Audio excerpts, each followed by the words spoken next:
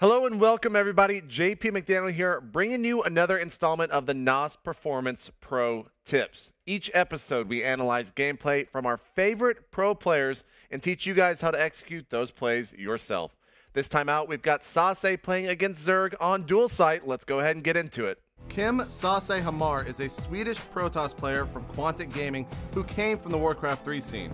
He's one of the few European gamers who lived and played Warcraft 3 professionally in China and now lives and plays Starcraft 2 in Seoul, South Korea. Sase met initial success in stardom when he defeated Naniwa 3-1 in the Road to Korea tournament, earning him a spot in GSL Code A and a trip to Korea. His first major tournament came from the grubby StarCraft 2 Series Pro Invitational, where he was able to take out Stefano, a tournament powerhouse, in the semifinals 2-0. He showed success at MLG most recently in Orlando, where he fought through the open bracket and made it out. In the MLG Winter Arena North American Online Qualifier, Sase finished 4th and earned impressive victories over Sheth in the winner's bracket and Artist in the loser's bracket. Today we're going to be taking a look at Sase's PvZ build order as we head on to dual site. Go ahead and start by making a pylon at 9, gateway on 13, gas on 14, second pylon on 16, and start saving up energy to chrono boost on your Nexus. When the gate finishes, make a zealot and throw down your cybernetics core at the ramp as well as another pylon.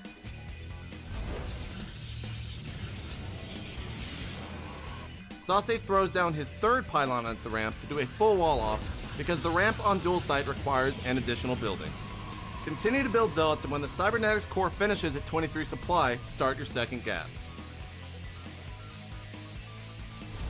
As soon as the cybernetics core finishes, chrono boost out one more zealot and start the warp gate research.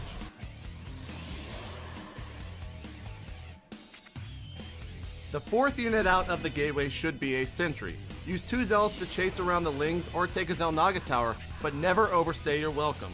Always make sure you're blocking the ramp so no Lings can get inside the main base. At 30 supply, send a probe down below the ramp. It's time to secure an expansion. Start with a pylon and then throw down a Nexus. If you've been building sentries like you're supposed to, you should have more than enough minerals to build a Nexus because sentries only take 50. At around 38 supply, you should have 3 zealots, 2 sentries, and with a third sentry on the way, this is when you can throw down a second gateway to natural, as well as another pylon, and finally a forge to complete the wall off and use for upgrades later on. At 42 supply, Sase has started the hallucination upgrade. This will provide awesome scouting potential for not much cost. A cannon or 2 always helps, so throw down at least 1, 2 if you feel a roachling all incoming, which you can anticipate if you see low Zergling counts at the start of the game. Once the forge finishes, go ahead and start researching +1 attack, and at around 50 supply, start your Twilight Council.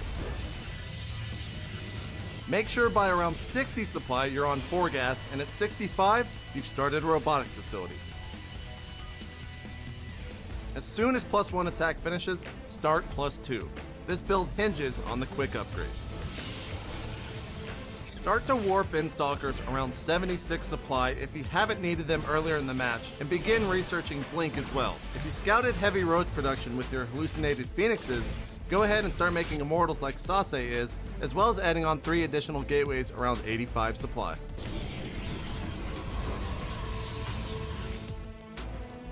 Once +2 finishes and you've got 3 immortals, Blink, enough sentries for force fields, and a whole lot of stalkers, go ahead and move out, but never overcommit to a fight. Only choose to engage when you have the positional advantage. You'll see here that Sase wins because of his force fields, not the larger army supply.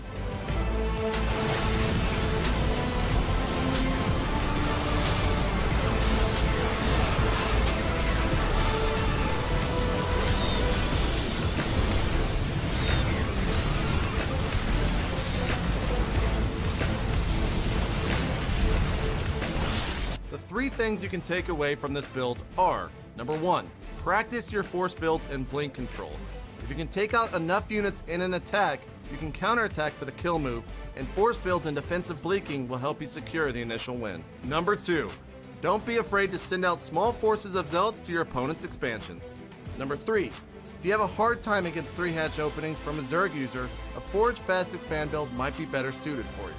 That's it for this tip. For more NOS performance videos, go to MajorLeagueGaming.com/NOS.